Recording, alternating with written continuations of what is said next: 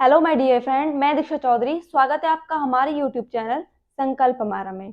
तो आज की इस वीडियो में हम मिनरल्स यानी खनिज के बारे में पढ़ने वाले हैं। इससे जो मिनरल्स और खनिज है ये किसका पार्ट है?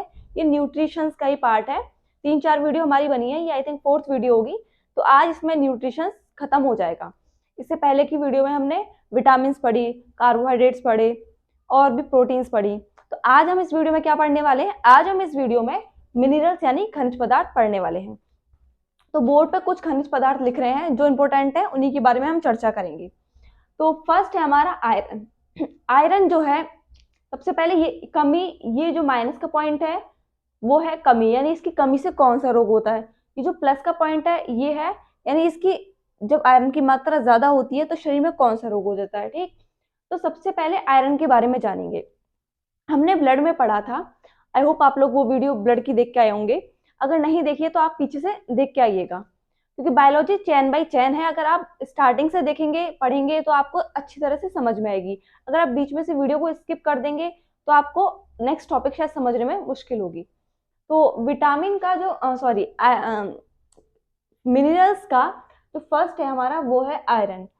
तो आयरन आपने सुना होगा, ब्लड में आयरन की हमें नीड होती है। तो हमने सुना है हीमोग्लोबिन जो है वो किससे प्राप्त होता है, मतलब आयरन, आयरन से मिलकर बनता है हीमोग्लोबिन। हीमोग्लोबिन में क्या रहता है? आयरन रहता है।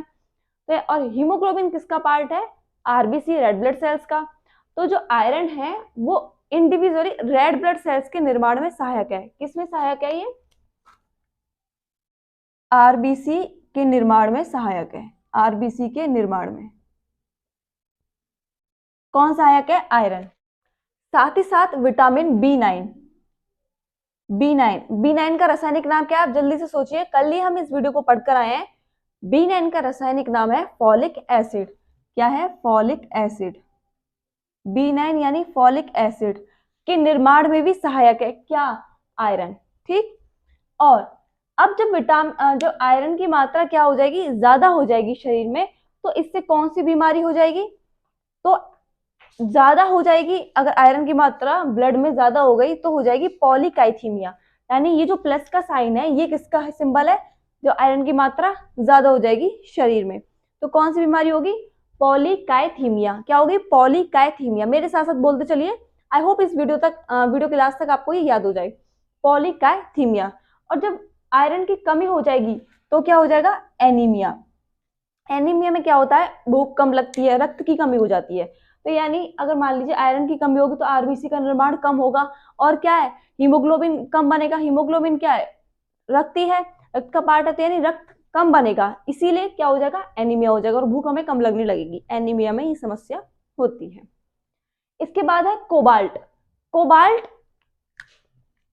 कोबाल्ट क्या करता है? कोबाल्ट की कमी से भी, ये कोबाल्ट भी हीमोग्लोबिन बनाने का निर्माण काम करता है, यानी हीमोग्लोबिन,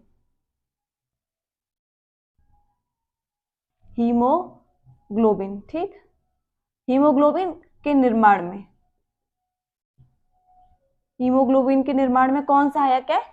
कोबाल्ट। साथ ही साथ और क्या सहायता करता है? ये विटामिन, आप यहाँ लिख लेना विटामिन, यहाँ पे भी विटामिन ही है, विटामिन बी9। ये vitamin B12, B vitamin B12 को क्या बोलते हैं? जल्दी से सोचिए, हमने कल ही बताया है। विटामिन बी12 को बोलते हैं हम कोबेलमिन। क्या बोलते हैं? Cobalamin, cobalamin, cobalamin.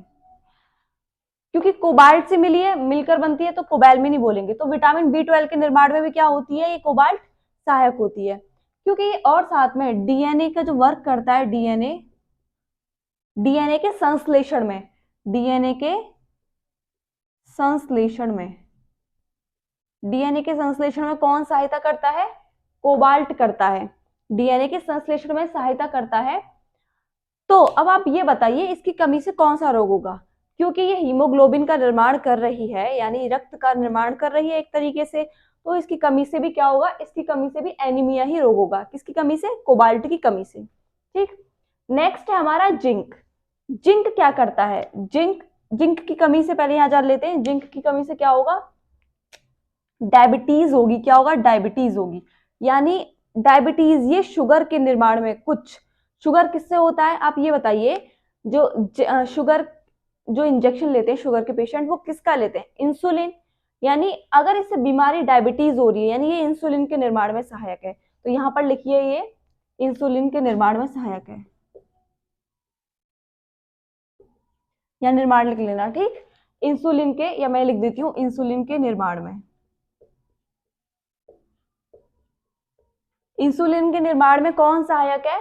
जिंक सहायक है। क्या करता है? इंसुलिन का निर्माण करता है। और क्या करता है? इंसुलिन के निर्माण के साथ साथ ही घाव को भरने में भी सहायता करता है। घाव को भरने में सहायता करता है, घाव को भरने में।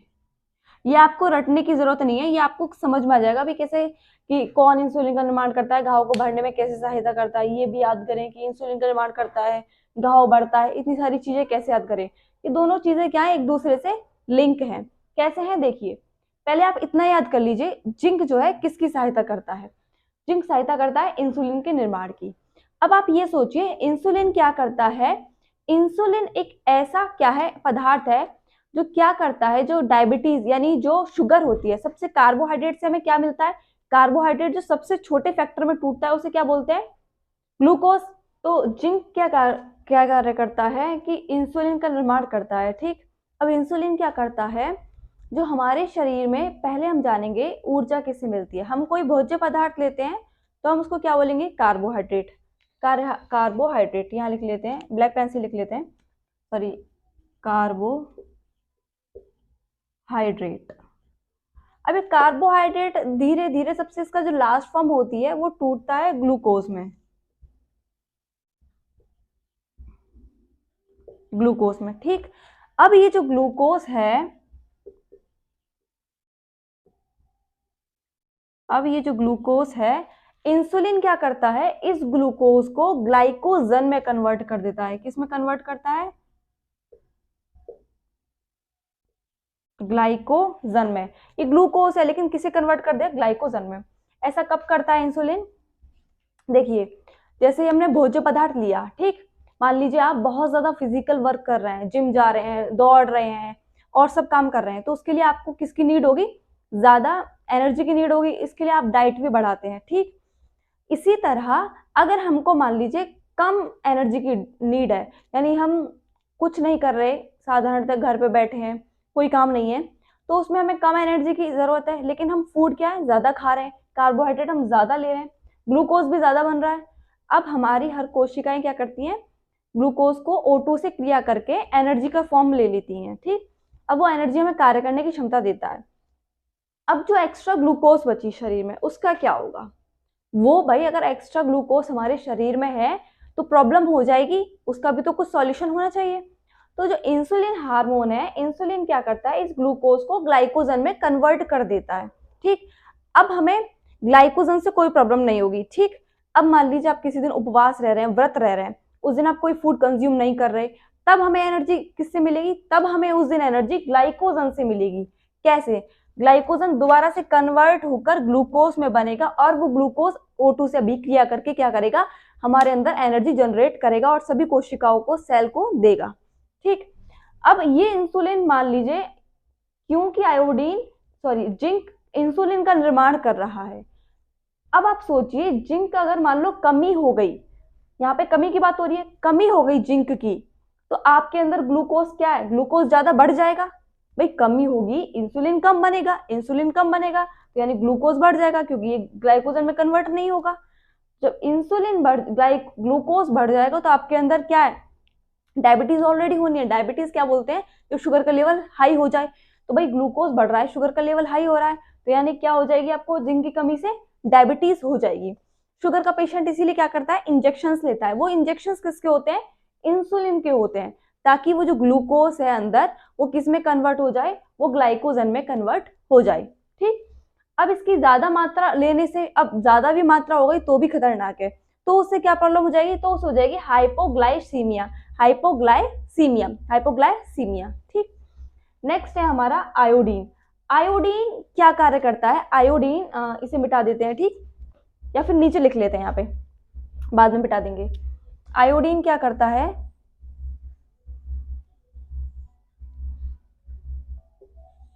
आयोडीन हमारा जो थायरोक्सिन ग्लैंड होती है, थायरोक्सिन ग्लैंड क्या होती है, हमारे गले में होती है, तितली के आकार की होती है। कैसी होती है, कुछ इस तरह तितली के आकार की होती है, ठीक है। तितली के आकार की क्या होती है, थायरोक्सिन ग्लैंड। तो आयोडीन क्या करता है, थायरोक्सिन बनाने में निर्माण करता है, थायरोक्सिन का क्या करता है, सहायता करता है, थायरोक्सिन की क्या करता है, हेल्प करता है, ठीक है, थायरोक्सिन की हेल्प करता है, ठीक। आयोडीन, अब आयोडीन जब थायरोक्सिन की हेल्प करता है तो अब इसकी कमी होगी तो क्या हो जाता है, घेंगा रोग हो जाता है। घेंगा रोग में क्या होता है, जो आपकी थायरोक्सिन ग्लैंड है, यहाँ पर थायराइड ग्लैंड है, थायरोक्सिन के निर्माण में सहायता करता है, ठीक। जो आपकी थायराइड ग्लैंड है यहाँ पर, उसमें स्वेलिंग आने लगती है, किसकी कमी से, आयोडीन की कमी से, और वो स्वेलिंग आते आते घेंगा यानी पूरा बाहर तक फैल जाता है, जिसको हम घेंगा बोलते हैं। और इसकी अधिकता से ग्रेव सिंड्रोम होता है। ग्रेव सिंड्रोम में क्या होता है, जो आपकी आईज हैं, उनकी जो आईज का आकार है वो बड़ा होने लगता है। किसका, आईज का आकार क्या होने लगता है, आपके आईज का आकार क्या होने लगता है, बड़ा होने लगता है। ये क्या है, आपकी आईज, ठीक। नेक्स्ट है हमारा फ्लोरीन। फ्लोरीन क्या है, फ्लोरीन आपने बहुत सुना होगा, फ्लोरीन का दांतों में बहुत महत्वपूर्ण योगदान रहता है, ठीक।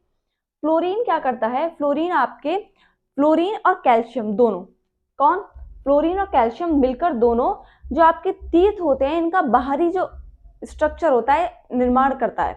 किसका, आपके टीथ जो होते हैं, दांत होते हैं, बाहरी आवरण में, दांत के बाहरी आवरण में सहायता करता है। किससे मिलकर, कैल्शियम और फ्लोरीन दोनों मिलकर किसका निर्माण करते हैं, टीथ के जो बाहरी आवरण होता है उसका निर्माण करते हैं। अब क्या होता है, जब इसकी अधिकता हो जाती है फ्लोरीन की तो फ्लोरोसिस हो जाता है। फ्लोरोसिस बीमारी में क्या होता है, जो आपके टीथ हैं उनमें क्या होता है, स्पॉट्स पड़ने लगते हैं, स्पॉट्स पड़ने लगते हैं, धब्बे। और ये स्पॉट्स हटते नहीं है जल्दी से ही। ये स्पॉट्स जो है आपके इनेमल के अंदर तक रहते हैं, पूरे दांत में अंदर तक रहते हैं, ये हटने वाले नहीं हैं। और ये फ्लोरीन कब अधिकता होती है, जैसे पानी में क्या होता है, हमारे फ्लोरीन वगैरह होते हैं, ठीक। फ्लोराइड जिसको हम बोलते हैं, व्हाइट व्हाइट, ठीक है, वो निकलता है, वो क्या होता है, वो फ्लोरीन ही होता है। तो जब पानी में ज्यादा फ्लोरीन होगा, है ना, तो क्या प्रॉब्लम हो जाएगी आपको, फ्लोरोसिस प्रॉब्लम हो जाएगी, ठीक। अब अगर कमी होगी तो क्या होगा, कमी होगी तो दांतों का झड़ना शुरू हो जाएगा, दांतों का झड़ना, दांतों में नुकसान होगा, दांतों की मेनली प्रॉब्लम होगी, किसके कारण, फ्लोरीन के कारण। नेक्स्ट है हमारा कैल्शियम। कैल्शियम क्या कार्य करता है, कैल्शियम हड्डियों को मजबूत बनाता है, दांतों को मजबूत बनाता है, लिख लेते हैं यहाँ पे कैल्शियम का, ठीक है, ध्यान रखना है, ये किसका है, ये वाला पोर्शन है कैल्शियम का। तो ये हड्डी को मजबूत बनाता है, और किसको मजबूत बनाता है, दांतों को, ठीक है, हड्डियों को, दांतों को। साथ ही साथ कैल्शियम एक और महत्वपूर्ण काम करता है। वो काम क्या है, जब हमारी ब्लड क्लॉटिंग होती है, मैंने ब्लड वाला लेसन पढ़ाया है, उसमें ब्लड क्लॉटिंग बहुत ही अच्छे से समझाया है, आप उसको समझिएगा, अगर आपको अभी नहीं आपने वो वीडियो देखी है तो, ठीक। तो ब्लड कैल्शियम क्या करता है, ब्लड क्लॉटिंग में सहायता करता है, हेल्प करता है, ठीक। तो ये किसमें हेल्प करता है, ब्लड क्लॉटिंग में भी हेल्प करता है। ब्लड क्लॉटिंग में कौन हेल्प करता है, कैल्शियम हेल्प करता है। अब इसकी अधिकता यानी कमी होगी तो क्या हो जाएगा, ऑस्टियोपोरोसिस हो जाएगा, ऑस्टियोपोरोसिस। और जब इसकी अधिकता हो जाएगी तो आपके किडनी में स्टोन होने लगती है, स्टोन यानी पथरी होने लगती है आपकी किडनी में। जब ज्यादा कैल्शियम हो जाती है तो क्या होती है, पथरी होने लगती है, किडनी में स्टोन हो जाती है, ठीक। नेक्स्ट है फॉस्फोरस। फॉस्फोरस जो है ये किससे संबंधित है, ये बिल्कुल कैल्शियम और फॉस्फोरस एक दूसरे के क्या है, पैरेलल है, बिल्कुल समांतर है। देखिए, अगर कैल्शियम ज्यादा होगा आपकी बॉडी में तो फॉस्फोरस क्या होगा, कम होगा, ठीक। अगर फॉस्फोरस ज्यादा होगा तो क्या होगा, कैल्शियम कम होगा। फॉस्फोरस जो है इसका भी हड्डियों के निर्माण में ही सहायता करता है।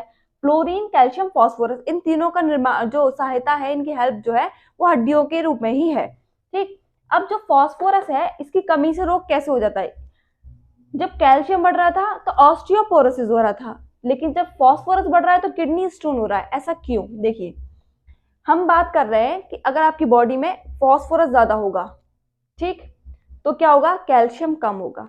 अब यहाँ पे क्या हो रहा है, फॉस्फोरस कम हो रहा है तो कैल्शियम क्या होगा, ज्यादा। अब सोचिए, जब कैल्शियम ज्यादा होगा तो क्या बीमारी होगी, किडनी में स्टोन होगी। तो इसीलिए यहाँ पर किडनी में स्टोन है फॉस्फोरस की कमी कारण, क्योंकि ये एक दूसरे के समांतर हैं। आप एक को याद कर लीजिए, दूसरा ऑटोमेटिक आपको याद हो जाएगा। इसी के विपरीत इसकी अधिकता से क्या होगा, ऑस्टियोपोरोसिस होगा। क्या होगा, ऑस्टियोपोरोसिस होगा। ठीक, नेक्स्ट की ओर बढ़ते हैं। नेक्स्ट है हमारा 8 सोडियम। क्या है, सोडियम। सोडियम की कमी से क्या होगा, लो ब्लड प्रेशर होगा, आपका ब्लड प्रेशर लो होगा, और सोडियम की अधिकता से हाई ब्लड प्रेशर होगा। साथ ही साथ सोडियम क्या कार्य करता है, ये पेशियों के संकुचन में भी मदद करता है। जो हमारी मसल्स होती है उनके सिकुड़ने में मदद करता है। यहाँ लिख लेते हैं, पेशियों के संकुचन में,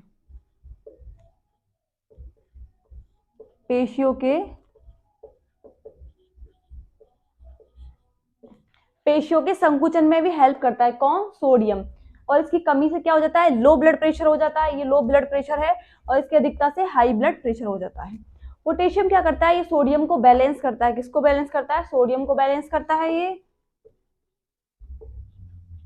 सोडियम को बैलेंस करता है। इसकी कमी से हाई ब्लड प्रेशर होगा, इसकी अधिकता से क्या होगा, लो ब्लड प्रेशर होगा।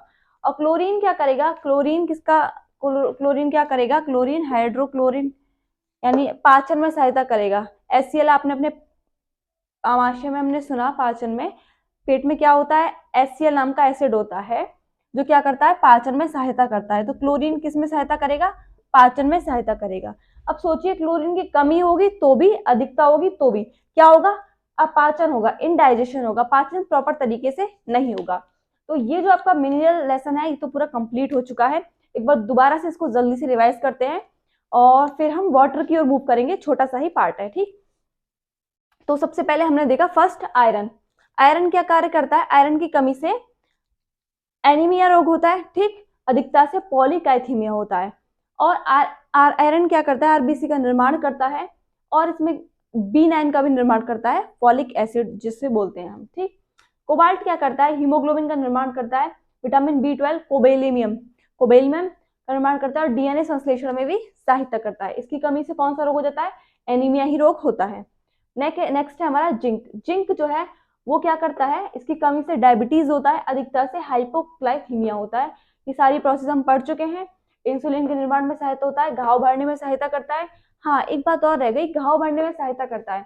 आप देखेंगे जो शुगर के पेशेंट होते हैं उनके घाव इतनी आसानी से नहीं भरते, इसीलिए डॉक्टर जो है आपका ऑपरेशन करने से पहले शुगर का लेवल चेक करवाते हैं कि अगर शुगर आपकी हाई होगी तो वो ऑपरेशन नहीं करते, क्योंकि अगर वो मतलब काटेंगे आपकी किसी भी बॉडी पार्ट से तो बाद में टांके लगाएंगे तो वो इतनी आसानी से नहीं भर पाते। इसीलिए पहले शुगर के लेवल को क्या करते हैं, नॉर्मल करते हैं, उसके बाद ही आपका जो है ऑपरेशन होता है। तो घाव भरने में भी सहायता करता है, क्योंकि जिंक डायबिटीज और कमी से डायबिटीज होता है, ठीक। नेक्स्ट हमारा फोर्थ आयोडीन। आयोडीन की कमी से घेंगा रोग होता है, और इसका मेन रूप क्या है, थायरॉक्सिन का निर्माण करता है। थायरॉक्सिन का जो थायराइड ग्लैंड में होती है, ठीक है, थायरॉक्सिन का। और प्लस इसकी ज्यादा अधिकता से क्या होता है, ग्रेव सिंड्रोम, आंखें जो आपकी बड़ी बड़ी हो जाती है, बढ़ने लगती हैं, ठीक। फिफ्थ क्या हमारा फ्लोरीन। फ्लोरीन की कमी और अधिकता से दांतों का क्षरण होता है, ठीक है। अब प्लस का जो साइन है, अधिकता से फ्लोरोसिस, और माइनस में अगर आप देखेंगे तो दांतों का क्षरण होगा। यहाँ पे क्या लिखेंगे, दांतों का क्षरण लिख देते हैं, दांतों का क्षरण, दांतों का क्षरण, ठीक। और कैल्शियम की कमी से क्या होता है, ओस्टियोपोरोसिस होता है, अधिकता से किडनी स्टोन होता है। टीथ, हड्डियां, इन सब में इसका महत्वपूर्ण भूमिका है। कैल्शियम की एक और भूमिका है ब्लड क्लॉटिंग में। किसमें, ब्लड क्लॉटिंग में। अगर आपसे क्वेश्चन पूछ लिया जाए कि कौन सी धातु ब्लड क्लॉटिंग में हेल्प करती है, ब्लड क्लॉटिंग जमाने में, तो आप क्या जवाब देंगे, उसके लिए आपको कुछ आना भी तो चाहिए। तो उसके लिए कैल्शियम ही है, ठीक है। आप कुछ उल्टा सीधा मत लगा दीजिएगा, क्या है, कैल्शियम है। ये इंपॉर्टेंट क्वेश्चन है और ये क्वेश्चन आ भी चुका है, ठीक। नेक्स्ट है हमारा फॉस्फोरस। फॉस्फोरस क्या करता है, किडनी, इसका पैरेलल काम है किससे, कैल्शियम से। कमी से किडनी स्टोन, अधिकता से ओस्टियोपोरोसिस। इसका भी भूमिका किसमें होती है, बोन में होती है, हड्डियों का निर्माण में सहायता करता है फॉस्फोरस। नेक्स्ट हमारा सोडियम। पेशियों के संकुचन में मदद करता है, जो हमारी मसल्स है उनको सिकुड़ती हैं, हम इस तरह करते हैं ना, फैलती हैं, सिकुड़ती हैं, तो ये संकुचन में मदद किसको करता है, सोडियम करता है। अधिक कमी से लो ब्लड प्रेशर, अधिकता से हाई ब्लड प्रेशर, ठीक। पोटेशियम क्या करता है, सोडियम को ही बैलेंस करता है, कमी से हाई ब्लड प्रेशर, अधिकता से लो ब्लड प्रेशर, अपोजिट है दोनों। क्लोरीन क्या करता है, पाचन में सहायता करता है। हमारे अंदर कौन सा एसिड पाया जाता है, HCl पाया जाता है। और कमी और अधिकता से ही क्या हो जाता है, अपाचन हो जाता है, इंडाइजेशन हो जाता है, ठीक। अब इसे जल्दी से मिटाते हैं, फिर वाटर थोड़ा सा ही है उसे समझ लेते हैं। तो नेक्स्ट है हमारा वाटर। हेडिंग डाल लेते हैं अपनी, वाटर। बहुत ही छोटा सा टॉपिक है ये वाटर। सबसे पहले जानेंगे वाटर का फॉर्मूला क्या होता है। वाटर का फॉर्मूला होता है H2O, ये हम बचपन से ही पढ़ते आ रहे हैं, ठीक। अब क्योंकि इसमें H2O हाइड्रोजन है, हाइड्रोजन के कितने मॉलिक्यूल हैं? 2, ऑक्सीजन का क्या है? 1, यानी इसमें कार्बन नहीं है, इसीलिए हम इसको क्या बोलेंगे? वाटर जो है अकार्बनिक पदार्थ है। कैसा है? अकार्बनिक पदार्थ है। लिख लेते हैं यहाँ पर, अकार्बनिक है, यानी कार्बन नहीं है, अकार्बनिक है। वाटर क्या है? अकार्बनिक पदार्थ है, ठीक। अब इसका फॉर्मूला क्या होता है? फॉर्मूला H2O होता है। अब पूछा जाए वाटर का मतलब रेशियो क्या है, तो 2:1, यानी हाइड्रोजन के 2 और ऑक्सीजन का कितना है? 1 मॉलिक्यूल है। वाटर की कमी से कौन सी प्रॉब्लम हो जाती है? डिहाइड्रेशन, निर्जलीकरण। क्या हो जाती है? डिहाइड्रेशन, निर्जलीकरण। डिहाइड्रेशन और क्या हो जाती है? निर्जलीकरण। निर्जलीकरण हो जाती है, डिहाइड्रेशन। गर्मियों में सबसे ज्यादा प्रॉब्लम होती है डिहाइड्रेशन की, ठीक। और वाटर का क्या वर्क होता है? ये हमारी बॉडी के जो टेम्परेचर है उसको क्या करता है? बैलेंस करता है। बॉडी टेम्परेचर को क्या करता है? बॉडी टेम्परेचर को क्या करता है? बैलेंस करता है। कौन करता है? वाटर। क्या करता है? बॉडी टेम्परेचर के बैलेंस करता है। वाटर क्या करता है? बॉडी टेम्परेचर को बैलेंस करता है, क्योंकि जब हमारा पसीना निकलता है तो उससे क्या होता है? जो गर्मी है हमारे अंदर वो क्या बैलेंस होती है। वाटर जो है हमारे शरीर में कितना प्रतिशत पाया जाता है? लगभग 70% क्या पाया जाता है हमारे शरीर में? वाटर ही पाया जाता है। 65 से लगभग 70% मान लीजिए क्या पाया जाता है? वाटर पाया जाता है। तो ये जो आपका मिनरल्स लेसन है ये हो गया खत्म। और आई होप आप लोगों को मेरी वीडियो अच्छी लगी हो। अगर आपको वीडियो अच्छी लगी हो तो प्लीज वीडियो को लाइक करें, चैनल को सब्सक्राइब करें और इसे ज्यादा से ज्यादा अपने दोस्तों में शेयर करें। आप सभी का बहुत बहुत धन्यवाद। मिलते हैं नेक्स्ट वीडियो में।